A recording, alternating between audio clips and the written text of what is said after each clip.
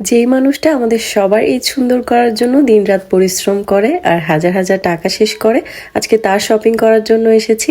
Hello everyone, welcome back to my channel দেশি girl in USA.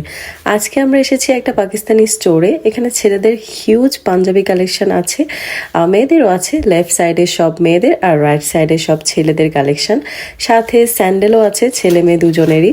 ছেলেদের একদম normal panjabi থেকে শুরু করে একদম পার্টি ওয়্যার সব কিছুই ছিল, তবে কাবলি স্যুট যেগুলো পাকিস্তানিরা নর্মালি সবসময় পরে আমরা ড্রামা সিরিয়ালগুলোতে দেখি, এগুলোর কালেকশন একটু বেশি ছিল।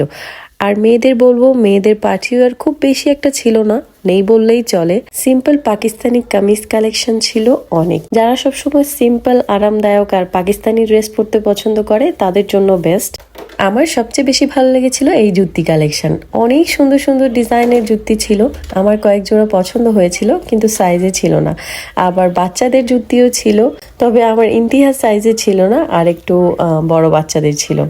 যাই হোক, তো যেই মানুষটা আমাদের সবার ঈদ সুন্দর করার জন্য নিজে দিনরাত পরিশ্রম করে, নিজের হাজার হাজার টাকা শেষ করে আমাদের শপিং করে দেয়, সেই মানুষটা ঈদে শপিং করবে না, এটা কি হয়? একদম রমজানের শুরু থেকে সে শুধু আমাদের শপিং নিয়ে কথা বলে। এবার কি কিনবে, কোথা থেকে কিনবে, মল থেকে না অনলাইন থেকে।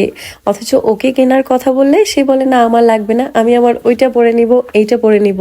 90% বাসায় যে মানুষটা ইনকাম করে সে কখনো নিজের জন্য কিছু কিনতে চায় না।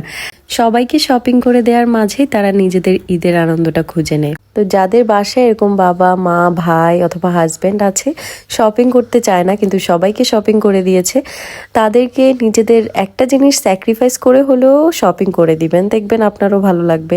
তা আমার হাজব্যান্ড নিজের জন্য কিছু কিনতে চাচ্ছিল না, কিন্তু আমি আজকে কয়েকদিনই ওর জন্য পাঞ্জাবি দেখছিলাম। যেহেতু আমি ওকে শপিং করার জন্য ফোর্স করছিলাম, বিল আমার পে করার কথা ছিল, কিন্তু যখন ও সামনে আছে আমাকে তো বিল পে করতে দিবে না, ও নিজেই করবে।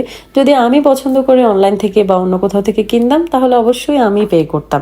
তাছাড়া আমাদের সবার জন্য খরচ করতে পারলে ও নিজের জন্য কেন খরচ করতে পারবে না? এটা দেখে কেউ আবার ভাববেন না যে আমি আমার নিজের কিছু স্যাক্রিফাইস করছি না। আমি ওর জন্য অনেক টাকা খরচ করি, যেটার বিল ও পে করবে বলে, কিন্তু পরে আর করে না। তো আজকের ব্লগটা এখানেই শেষ করছি। Thank you so much for watching this video and don't forget to subscribe my channel. আল্লাহ হাফেজ।